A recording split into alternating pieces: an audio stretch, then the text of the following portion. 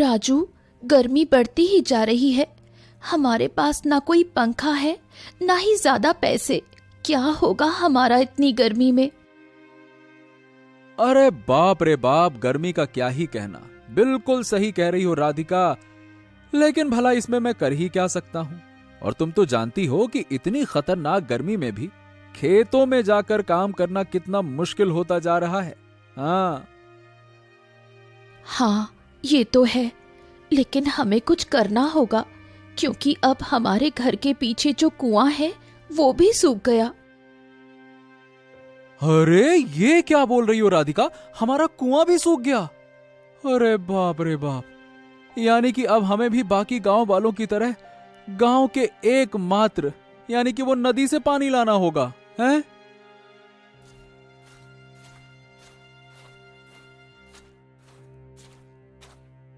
राधिका राजू को घर के पीछे लेकर जाती है, जहाँ एक कुआं था, जो कि इन दोनों का एकमात्र पानी पीने का सहारा था। अब वो भी इतनी भयानक गर्मी के कारण सूख गया। इस कुएं से सिर्फ राजू ही नहीं, गांव के कुछ और लोग भी पानी लेकर जाते थे। लेकिन अब सबको गांव में बहती हुई एक नदी से पानी लेना पड़ेगा, जो गांव से थोड़ी दूर स्थित थी। कुछ दिन बीतने के बाद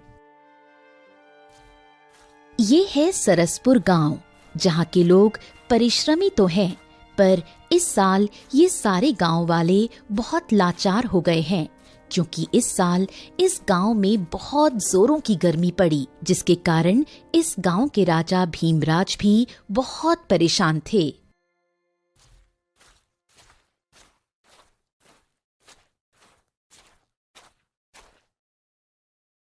महाराज की जय हो, महाराज की जय हो।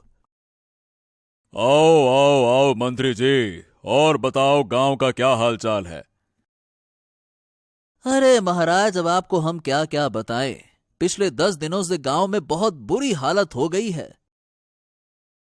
अरे मंत्री जी, अब किस बात की समस्या है गांव में? हमने तो तुम्हारे कहने पर गांव में हर 5 दिन में अनाज बांटने का वादा दे तो दिया है। अब क्या समस्या है? अरे महाराज, ये तो बहुत छोटी समस्या थी। अच्छा, तो अब क्या हो गया हमारे गांव की प्रजा को? महाराज, आप तो जानते ही होंगे, पिछले कुछ दिनों से गर्मी के कारण किसानों की फसल खराब हो गई है। लेकिन महाराज, अब हमारे गांव के बहुत सारे कुएं और नदी सूख रहे हैं, जिससे कि सारे गांव वाले परेशान हैं। अच्छा, तो ये बात है। लेकिन मंत्री जी, ये तो बहुत बड़ी समस्या है। हमें जल्दी से जल्दी इस समस्या के बारे में कुछ न कुछ तो करना होगा। राजा को भी अब इस बात का एहसास हो गया कि गांव में अब भीषण गर्मी के कारण पानी की समस्या होने वाली है, जो अब दिख रही थी। अरे राजू, तुमने सुना? बहुत बड़ी समस्या आने वाली है। हाँ। क्या? अरे अब क्या हो गया? अब ये कौन सी नई समस्या आने वाली है? पहले ही इस गर्मी ने जीना हराम कर दिया है, अब और कितनी समस्या आएगी भाई? अरे राजू भाई, हमारे गांव में थोड़ी दूर पर जो नदी थी ना, अब वो भी सूख गई है। हाँ, अब पूरे गांव में कहीं भी पानी नहीं बचा। बस थोड़े मोड़े जो पानी अभी दूसरे गांव से मिल रहा है, उसी से गांव वाले अपनी प्यास बुझा रहे हैं। हाँ। अरे बाप रे बाप, भाई ये तो बहुत बड़ी समस्या हो गई। भाई मुझे लगता है कि हमें राजा के पास ही जाना होगा। कब तक हम ये सब कुछ ठीक होने की राह देखते रहेंगे? किसी की आखिरकार मदद तो चाहिए होगी ना? क्यों, क्या कहते हो सब लोग? राजू अपने दोस्त सूरज के साथ साथ गांव के कुछ लोगों को साथ में लेकर राजा भीमराज के दरबार जाने लगा। सारे गांव वाले बहुत दुखी थे। एक तो ज्यादा गर्मी के कारण इनकी फसल खराब हो गई, और अब सूखे की वजह से पानी तक सूखने लगा। थोड़ी देर बाद सारे गांव वाले और राजू राजा के दरबार के पास पहुंचे।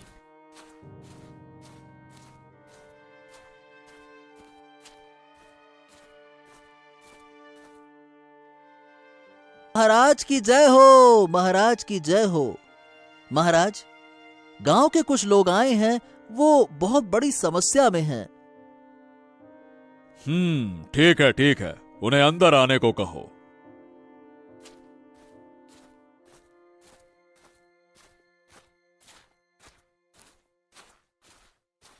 राजू और सारे गांव वाले राजा के पास आते हैं। तभी राजू बोलता है,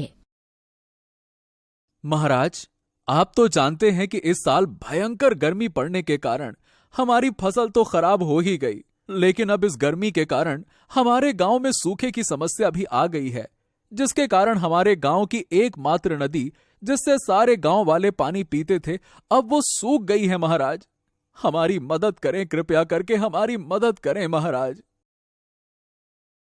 हाँ महाराज, अब तो गांव के कितने सारे व्यापारी बहुत ज्यादा कीमतों में पानी बेच रहे हैं, जिससे हम गरीब किसान नहीं ले पा रहे। हम प्यासे मर रहे हैं महाराज। देखो, सब लोग शांत हो जाओ, शांत। मैंने आप लोगों की समस्या सुनी और मैं आपकी समस्या समझ सकता हूं। और आज ये जो भयानक गर्मी के कारण समस्या हमारे गांव के ऊपर आई है, इससे निपटने की मैं पूरी कोशिश कर रहा हूं। मैंने दूसरे गांव के कई राजा से बात करने की कोशिश की है। अगर किसी भी तरह की मदद मिलती है तो मैं आप लोगों को जरूर बताऊंगा। तब तक आप लोग एक दूसरे की मदद करिए, है ना? ऐसे हिम्मत नहीं हारते हैं। एक दूसरे की मदद करना है और किसी को भी पीछे नहीं छोड़ना है और ना ही प्यासा छोड़ना है। पानी की हर एक बूंद जरूरी है, ठीक है? पर महाराज, तब तक तो बहुत देर हो जाएगी और हम तब तक बाजार से इतने महंगे पानी नहीं खरीद सकते हैं महाराज। हाँ राजू, ये बात तुम सही बोल रहे हो।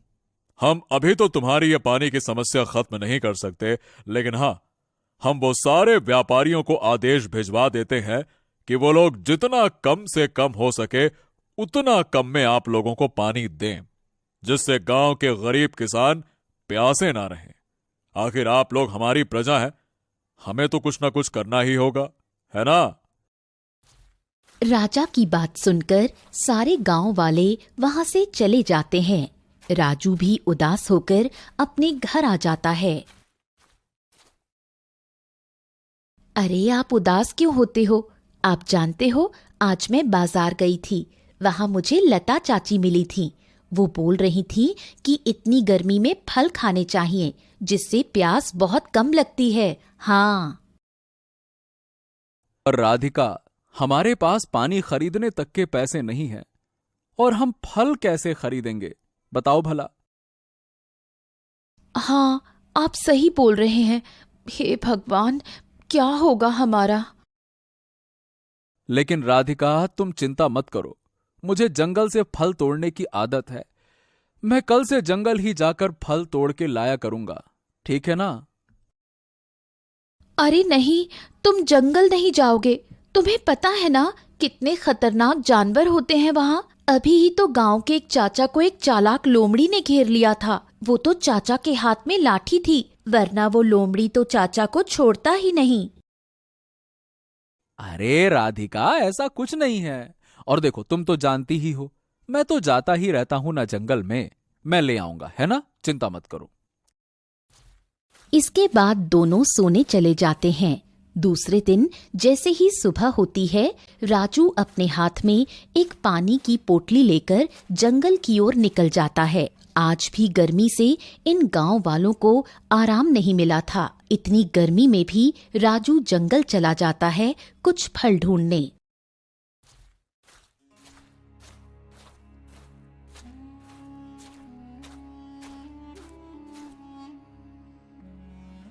अरे बाप रे बाप, इतने अंदर तक आ गया, लेकिन अभी तक कोई ऐसा पेड़ नहीं दिखा जिस पर फल लगे हों। चलो थोड़ा और आगे चलता हूं, शायद वहां कुछ फल के पेड़ दिख जाएं।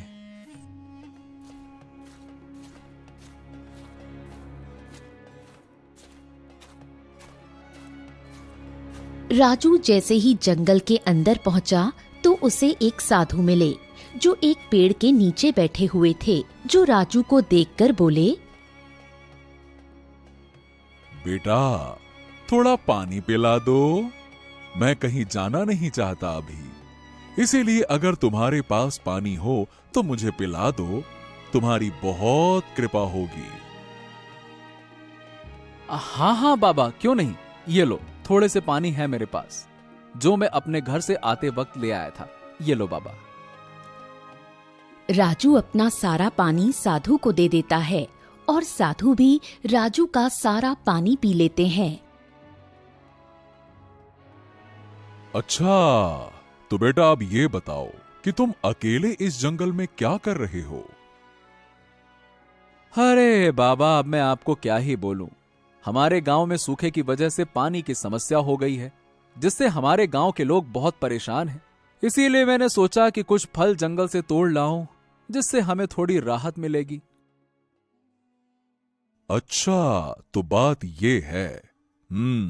ठीक है बेटा, तुमने मुझे अपना बचा हुआ पानी पिलाया है, इसीलिए मैं तुम्हें एक जगह के बारे में बताता हूं। अगर तुम वहां जाओगे, तुमको वहां कुछ अजीब सवाल मिलेंगे। अगर तुम उस सवाल का जवाब दे दोगे, तो तुमको कुछ अच्छा मिलेगा वहां पे। साधु राजू को उस जगह के बारे में बता देता है। राजू भी साधु की बताई हुई जगह पर पहुंचता है। तभी राजू के सामने कुछ अजीब आवाज आने लगती है। तुम यहाँ क्यों आए हो और तुम्हें क्या चाहिए? मैं यहां कुछ करने नहीं आया। वो मुझे एक बाबा ने यहां भेजा है। मेरा कोई मकसद नहीं था यहां आने का। अच्छा, ठीक है। अगर तुम यहां आ ही गए हो, तो तुम्हें मेरे 2 सवालों के जवाब देने होंगे। अगर तुम मेरे 2 सवालों के जवाब दे दोगे, तो तुम यहां से कुछ अच्छा लेकर जाओगे, और नहीं दे पाए तो तुम हमेशा के लिए यहीं कैद हो जाओगे। राजू इस जादुई आवाज को सुन थोड़ा सा डरा, लेकिन वो फिर अपना साहस दिखाते हुए बोला। ठीक है, पूछो, क्या सवाल है तुम्हारे? मैं एक ऐसा जानवर हूं जो बहुत धीरे धीरे चलता हूं। मैं हमेशा अपने पीठ पर अपना घर लेकर चलता हूं। बताओ, मैं कौन हूं? धीरे धीरे, हाँ, मतलब, हाँ हाँ हाँ हाँ, मैं समझ गया। तुम एक कछुआ हो, है ना? हाँ, चलो ठीक है, तुमने इस सवाल का सही जवाब दिया। अब ये बताओ कि मैं रात में घूमता हूं और दिन में छिपता हूं। मेरा दिमाग तेज है और लोग मुझे चालाक जानवर बोलते हैं। बताओ, मैं कौन हूं? दिन में, रात में। अच्छा, तुम रात में घूमते हो, दिन में छुपते हो, और तुम चालाक भी हो। अरे हाँ, राधिका ने बोला था कि चालाक लोमड़ियां होती हैं। अच्छा, हाँ हाँ हाँ हाँ, तुम एक लोमड़ी हो। हाँ, लोमड़ी। राजू ने जैसे ही दोनों सवालों का सही जवाब दिया, वैसे ही उसके सामने एक लोमड़ी प्रकट हुआ, जिसे देख राजू बहुत डर गया। अरे अरे अरे अरे, ये क्या है? मैंने तो सिर्फ उत्तर दिया था कि तुम लोमड़ी हो। मैंने तुमसे असल में लोमड़ी तो नहीं मांगी थी ना। अरे मतलब, मुझे कुछ करना नहीं है। हाँ। अरे दोस्त, डरो नहीं, मैं कुछ करूंगा नहीं। मैं तो एक रहस्यमयी लोमड़ी हूं, जिससे एक ऋषि मुनि ने 2 सवालों में कैद कर दिया था, और आज तुमने मुझे आजाद कर दिया। धन्यवाद दोस्त। क्या? मतलब तुम बोल सकते हो, और तुम रहस्यमयी भी हो? अच्छा अच्छा अच्छा, ओहो, अब समझा।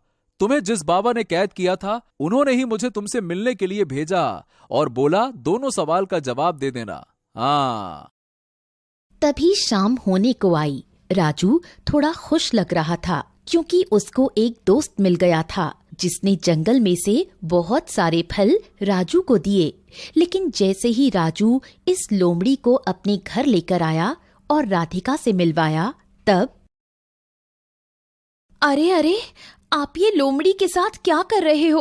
अरे हटो वहां से, वो तुम्हें नुकसान पहुंचा देगा। अरे अरे अरे राधिका, ऐसा कुछ नहीं है, ये हमारा दोस्त है। हाँ, और तुम चिंता मत करो, ये हमें कोई नुकसान नहीं पहुंचाएगा। हाँ। नहीं नहीं, मुझे इस लोमड़ी पर बिल्कुल विश्वास नहीं है। तुम इन्हें यहाँ से जाने के लिए बोलो। राधिका इस लोमड़ी को देख बहुत डर गई और तभी राजू राधिका को सारी बात बताता है, जिससे राधिका को अब विश्वास हो गया कि ये लोमड़ी कोई जंगली लोमड़ी नहीं बल्कि रहस्यमय लोमड़ी है। दूसरे दिन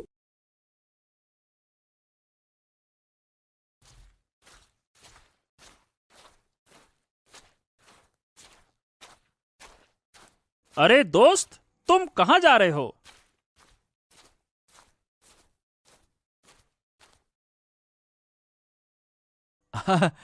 मैं तो जंगल जा रहा हूं। तुम कल जहां वो पेड़ दिखाई दिए थे ना, वो फल वाले, हाँ वहीं पर थोड़े आज भी कुछ फल ले आऊंगा। अच्छा ठीक है, तो तुम वहां जा रहे हो तो चलो, मैं भी तुम्हारे साथ चलता हूं। अरे लेकिन लोमड़ी भाई, अगर तुम ऐसे खुलेआम गांव में घूमोगे तो सारे गांव वाले तुम्हें नुकसान पहुंचा सकते हैं ना, हैं? हाँ राजू, वैसे तुम बोल तो सही रहे हो। अब तुम ही बताओ, मैं करूं तो क्या करूं?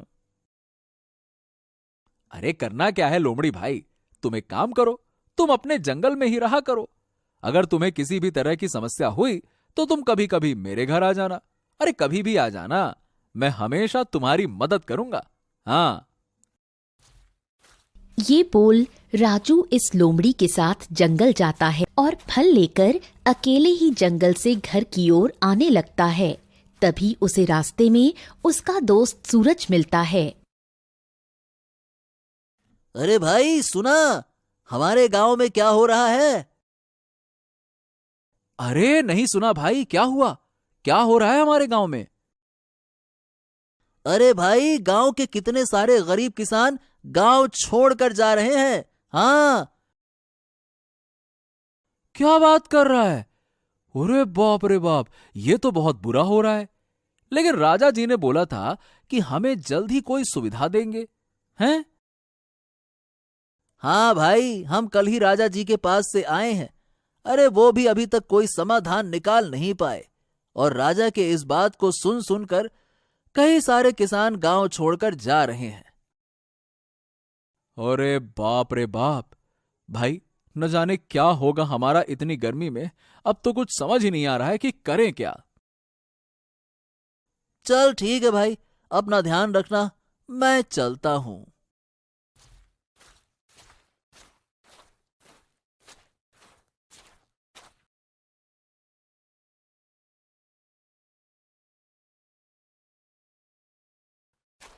एक दिन राजू बाजार जा रहा होता है, तभी गांव में राजा का मंत्री घोषणा करने आया। सुनो सुनो सुनो, गांव में सूखे के कारण सभी गांव वाले परेशान हैं। इसीलिए हमारे महाराज ने घोषणा करवाने को कहा है कि जो भी इस गांव के सूखे को खत्म करेगा या इस समस्या का समाधान निकालेगा, उसे महाराज बहुत सारे इनाम देंगे। सुनो सुनो सुनो। हे भगवान, अब ये क्या हो गया? अब तो समस्या और बड़ी होती जा रही है। राजू चिंता कर ही रहा होता है, तभी उसका दोस्त वो लोमड़ी राजू को परेशान देख राजू के पास आता है और राजू को चिंतित देख बोलता है। अरे दोस्त, क्या बात है, क्या हो गया? तुम इतने परेशान क्यों लग रहे हो? अरे लोमड़ी भाई, तुम तो देख ही रहे हो कि गांव में गर्मी पड़ने के कारण सूखे की समस्या उत्पन्न हो गई है। अब तो हमारे पास पीने के लिए एक बूंद भी पानी नहीं है, ऐसा लग रहा है। अब तो मैं सोच रहा हूं कि इस गांव को ही छोड़कर किसी दूसरे गांव चला जाऊं। क्या मतलब है यहां रहने से? अच्छा, तो ये बात है। अरे दोस्त, तुम्हें मुझे पहले बताना चाहिए था ना। रुको, मैं कुछ करता हूं, तुम मुझे कोई ऐसी जगह बताओ जिसमें मैं पानी ला सकूं। हैं? मतलब क्या बोल क्या रहे हो तुम पानी ला सकते हो?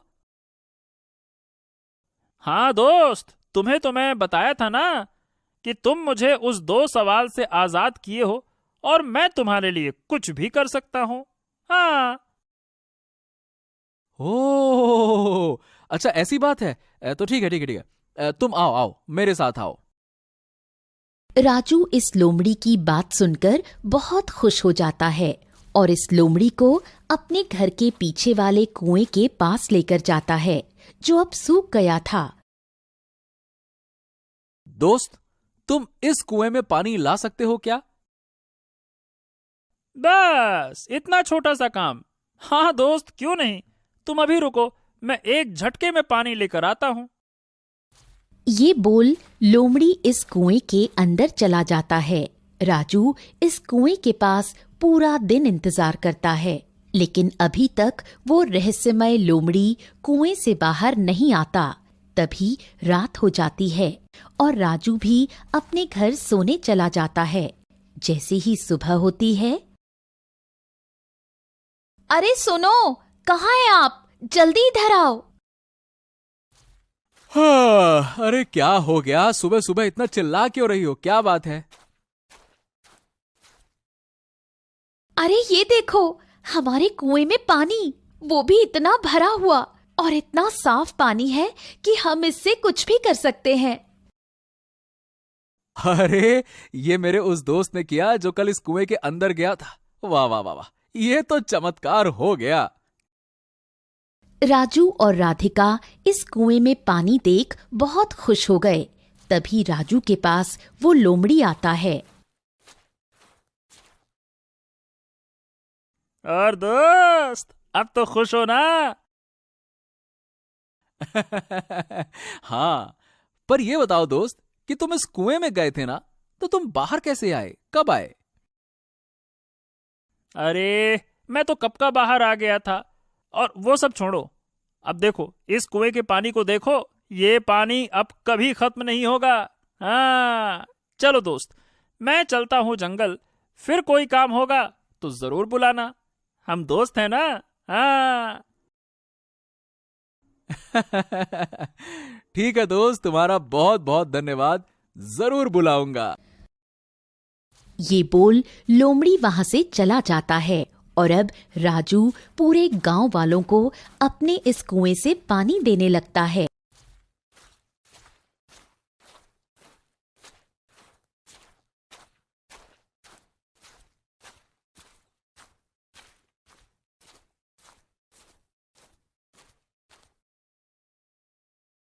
पिताजी, मैं बाहर जा रही हूँ अपने प्यारे से दोस्त सोनू के साथ। कुछ देर में वापस आ जाऊंगी। ठीक है बेटा राजकुमारी अन्वी, लेकिन मैं तुम्हारे पीछे कुछ सैनिकों को भेज देता हूँ, वो तुम्हारी रक्षा करेंगे। नहीं पिताजी, आपकी बेटी बहुत निडर और मजबूत है। भला मुझे किसी की रक्षा की क्या जरूरत?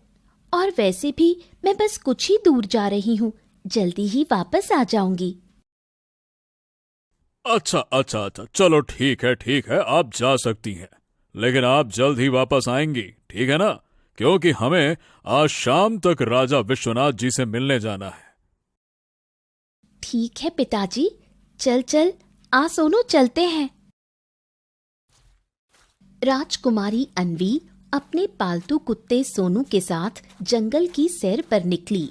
जंगल की ठंडी हवा और शांत माहौल उसे बहुत भाता था।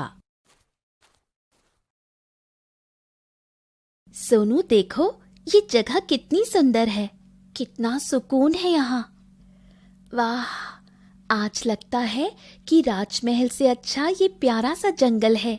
यहाँ कितनी सुंदरता है।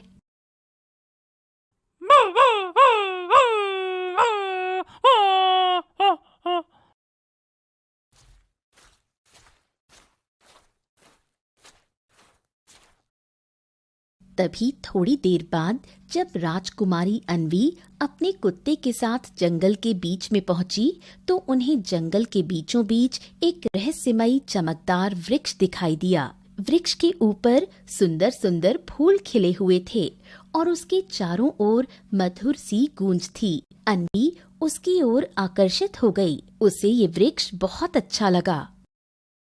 अरे वाह, ऐसा पेड़ तो मैंने कभी नहीं देखा। ये तो कोई खूबसूरत वृक्ष लग रहा है। एक काम करती हूँ, इसका फूल तोड़ लेती हूँ। तभी अन्वी उस चमकते हुए वृक्ष के पास गई और जैसे ही अन्वी ने उस वृक्ष की एक डाली को तोड़ा, एक चमकदार रोशनी फैली और आकाश में एक आवाज गूंजी। दुष्ट, तूने पवित्र वृक्ष को छेड़ा है। तुम्हें मेरे फूलों को तोड़ना था, लेकिन तुमने मेरे एक डाली को तोड़ दिया और मुझे परेशान किया। इसीलिए तुम्हें इसका दंड मिलेगा। अब तू तब तक एक पत्थर की मूर्ति बनी रहेगी जब तक कोई सच्चा, पवित्र और ईमानदार व्यक्ति आकर तुझ पर जल नहीं डालेगा। अरे लेकिन दिव्य वृक्ष, मुझसे ये गलती से टूट गया। मैं तो सिर्फ एक फूल तोड़ने आई थी। आप कृपया करके ये श्राप वापस ले लीजिए। मैं एक राजकुमारी हूँ। जैसे ही इस पेड़ को पता चला कि वो एक राजकुमारी है, तभी उसने कहा, हे राजकुमारी, मैं ये श्राप तो वापस नहीं ले सकता क्योंकि आपने मेरी सुंदरता भंग की है। लेकिन मैं आपके साथ जो ये कुत्ता है उसे एक वाणी देता हूँ कि ये अब से इंसानी आवाज में बोल पाएगा और आप तभी ठीक हो पाओगी जब ये किसी पवित्र, परिश्रमी और नेक दिल व्यक्ति को लेकर आएगा जो आपके ऊपर पवित्र जल अपने हाथों से डालेगा और आपका श्राप मिटा देगा। इतना कहकर वृक्ष शांत हो गया। अन्वी की देह एक संगमरमर की मूर्ति में बदल गई। कुत्ता सोनू घबरा गया, लेकिन अब उसके पास एक इंसानी आवाज में बोलने की शक्ति थी। तभी उसने राजकुमारी से कहा, राजकुमारी, राजकुमारी, आप चिंता मत कीजिए। मैं जल्द ही किसी पवित्र व्यक्ति को लेकर आता हूँ। आप डरिए नहीं, मैं जरूर आऊंगा। सोनू ने अपनी रानी की मुक्ति की कस्में खाईं और उससे वादा किया कि वो जल्द ही किसी पवित्र और सच्चे दिल व्यक्ति को लेकर लौटेगा और वो गांव की ओर चल पड़ा। दूर पहाड़ियों के बीच बसे छोटे से गांव सतवनपुर में एक युवक रहा करता था, शिवा। शिवा एक मेहनती, ईमानदार और अत्यंत आत्मसम्मानी किसान था। वो अकेला अपने छोटे से घर में रहा करता था। उसके माँ बाप नहीं थे, ना ही कोई भाई बहन। उसका पूरा जीवन खेतों और अपनी मेहनत के नाम था। लेकिन अब उसे बहुत सी समस्याएं होती थीं, क्योंकि कड़कड़ाती धूप में जब वो खेतों से काम करके घर वापस लौटता, तब उसे अपने काम खुद ही करने पड़ते। यहाँ तक कि जब वो बीमार होता था, उस समय भी उसकी देखरेख करने वाला कोई नहीं होता था। ए शिवा, ए भाई, आज तो भयानक गर्मी और धूप पड़ रही है। तू आज भी काम करने को आ गया। हाँ, अरे श्याम भैया, क्या करूं, घर में कोई काम नजर नहीं आ रहा था, इसीलिए सोचा खेत में ही चले जाता हूं, कुछ न कुछ तो करूंगा ही। अरे ये सब तो ठीक है, पर तुम्हें पता है ना, इतनी धूप में काम करने से बहुत से किसान की तबीयत खराब हो रही है और तू फिर भी यहाँ आ जाता है। अरे तू क्यों नहीं समझता कि तेरी देखभाल करने वाला कोई नहीं है और ऐसे काम कर करके तू बीमार हो जाएगा। हाँ, समझता हूं भैया, लेकिन ठीक है, तबीयत खराब होगी तो तब का तब देखा जाएगा। और जब तक ये जवानी है ना, तब तक तो जोश से काम करना ही पड़ेगा। बहुत मेहनत करना है। हाँ हाँ, ये तो ठीक है, पर तू एक अच्छी लड़की देखकर उससे शादी क्यों नहीं कर लेता है? तुझे इतने दिनों से मैं समझाए जा रहा हूँ, इससे तेरी तबीयत का भी ध्यान रखने वाला कोई आ जाएगा और तेरा मन भी लगने लगेगा। जरा देख तो अपने आप को, कैसा दुबला पतला होता जा रहा है तू। अरे भैया, फिर शादी? अरे शादी के बारे में मैंने आपसे कहा है ना, और कितनी बार कहा है कि मैं शादी करूंगा तो बस एक सुंदर और अमीर स्त्री से। इसके अलावा मैं कभी किसी से शादी नहीं करने वाला। और क्या। इतना बोल दोनों अपने घर की ओर निकल जाते हैं। अब शाम हो गई थी। शिवा का रोज एक ही काम था, या तो वो गांव की मदद करेगा या चला जाएगा खेतों में काम करने। दूसरे दिन फिर शिवा निकल जाता है खेतों में। तभी रास्ते में कुछ लोग उसे देख आपस में बोलते हैं, अरे देखो, शिवा फिर अकेले खेतों में जा रहा है। अब तो दिन ब दिन दुबला होता जा रहा है ये। हाँ, बेचारे की जिंदगी भी कितनी कठिन है, ना बीवी है ना कोई साथ। हम तो कहते हैं कि इसे अब शादी कर लेनी चाहिए। अरे कितनी बार तो कहा है उससे, लेकिन कहता है जब तक एक अमीर और सुंदर स्त्री नहीं मिलती तब तक शादी नहीं करेगा। अब बताओ भला, एक गरीब और आवारा को कौन अपनी बेटी देगा? हाँ, लोग तो कहते हैं, पर अगर मुझे शादी करनी है तो किसी ऐसी लड़की से करूंगा जो समझदार हो, मेहनती हो और अमीर भी हो। नहीं तो जिंदगी की ये तंगी कभी खत्म ही नहीं होगी। और मैं किसी आम लड़की से शादी तो बिल्कुल नहीं करने वाला। मुझे अपनी किस्मत खुद बनानी है।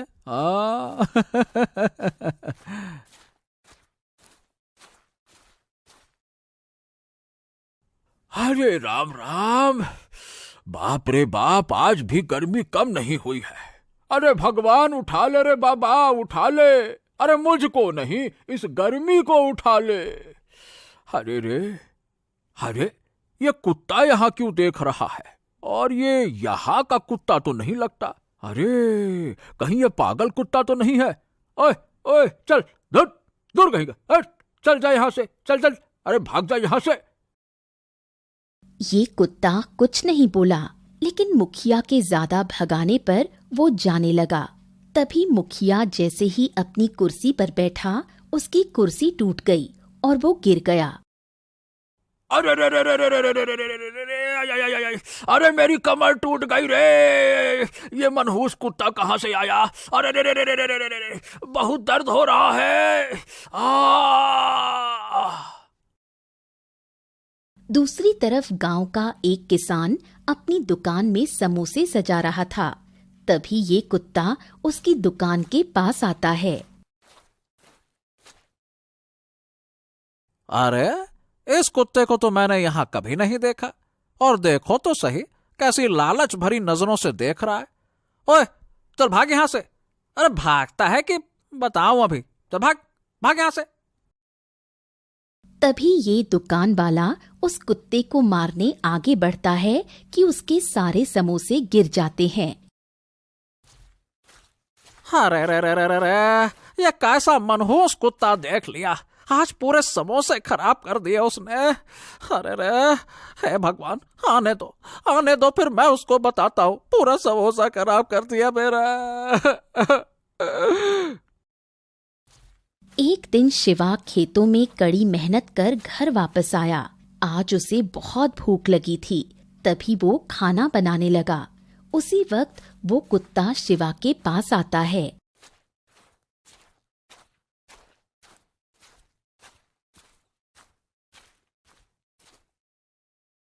अरे इस कुत्ते को तो मैंने पहली बार देखा अपने गांव में।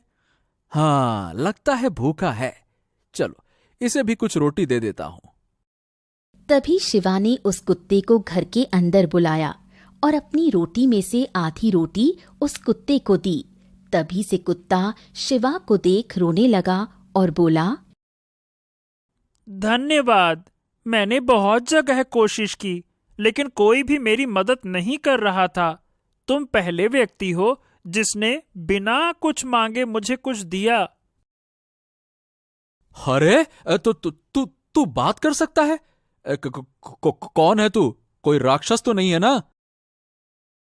नहीं नहीं नहीं नहीं शिवा, घबराओ मत, मैं तो तुम्हारा मित्र हूँ।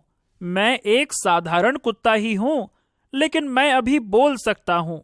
मेरी रानी पर श्राप लगा है और उसे बस तुम्हारी तरह एक इंसान की जरूरत है, सच्चे, पवित्र और मेहनती। अगर तुम मेरी सहायता करो तो एक नारी की मुक्ति संभव है। शिवा कुछ पल सोच में डूबा, फिर सिर हिलाया और बोला, ठीक है ठीक है। देखो, मैं किसी का भला करने से कभी पीछे नहीं हटता, क्योंकि मेरा एक ही सिद्धांत है, कर भला तो हो भला। अगर किसी की मदद करने से उसे नया जीवन मिल सकता है तो मैं उसकी मदद जरूर करूंगा। हाँ। ये सुन सोनू बहुत खुश हुआ। उसने शिवा को बोला कि कल सुबह वो उसे उस वृक्ष के पास ले जाएगा जहां उसकी रानी है।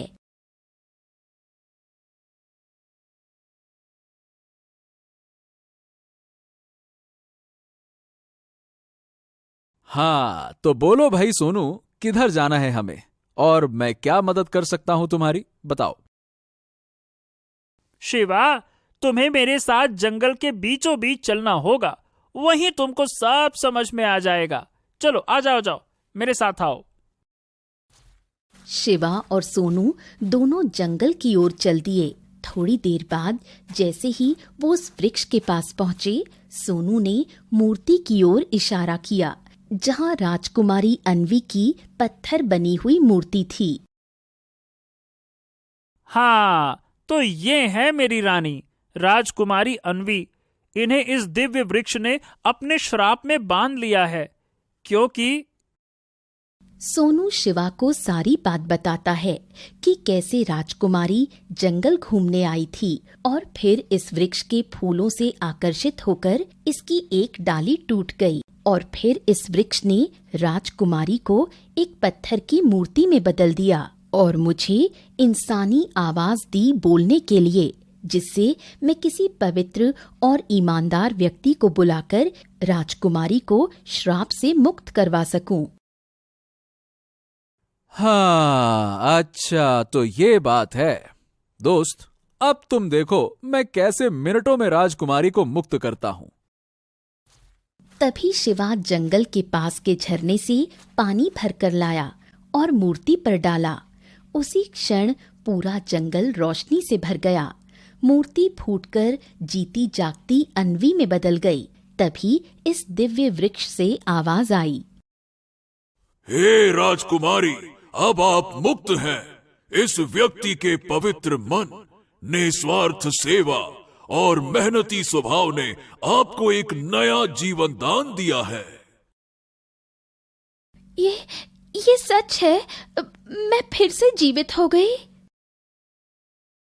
हाँ राजकुमारी, अब आप बिल्कुल ठीक हैं, एकदम मजे में। अरे चाहे तो आप अपने कुत्ते को छू कर देख सकती हैं। हाँ, छुए। वैसे मैं आपको पहले ही बता देता हूं, देखिए मेरा नाम शिवा है और मैं भाग्यशाली हूं कि मैं आप जैसी सुंदर स्त्री की मदद कर पाया। शिवा, तुमने मुझे नया जीवन दिया है। आज अगर तुम नहीं आए होते तो शायद मैं जिंदगी भर ऐसे ही रहती। अगर तुम चाहो तो मैं तुम्हारी जीवन संगिनी बनना चाहती हूँ। मैंने तो बस एक अच्छा काम किया है। अगर तुम जैसी जीवन साथी मिले तो ये तो मेरा बहुत बड़ा सौभाग्य होगा। और वैसे भी पूरे गांव वालों को भी तो दिखाना है कि शिवा जो बोलता है वो करता भी है। हाँ।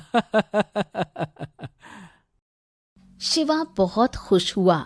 आखिरकार उसे एक बहादुर स्त्री मिल ही गई। तीनों ने जब खुशी खुशी गांव में प्रवेश किया तब गांव के सारे लोग इन्हें देख दंग रह गए। अरे, ये तो राजा की बेटी है, लेकिन ये शिवा इसके साथ क्या कर रहा है? अरे, हम तो शिवा को कहते थे शादी करके दुल्हन ले आ, ये तो सीधा रानी ले आया।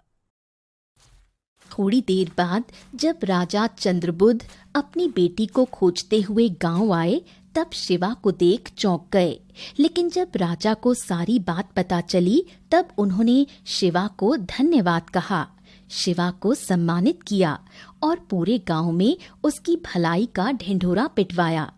तभी राजकुमारी अन्वी राजा से बोली, पिताजी, शिवा ने मुझे एक नया जीवन दिया है और शिवा जैसा मेहनती ईमानदार व्यक्ति शायद ही मुझे मिल सकता है। पिताजी, मैं शिवा को अपने साथ अपने महल में रखना चाहती हूँ और शिवा भी मुझसे शादी करने के लिए तैयार है। ठीक है, मैं इस सच्चे, मेहनती और महान युवक को अपनी बेटी का हाथ देता हूँ। ये सुन शिवा भी बहुत खुश हुआ, मानो कि शिवा की मेहनत और उसकी जिद रंग लाई। आखिर शिवा की शादी सिर्फ किसी अमीर लड़की से नहीं बल्कि राजकुमारी अन्वी के साथ हो गई। सारे गांव वाले भी बहुत खुश हुए।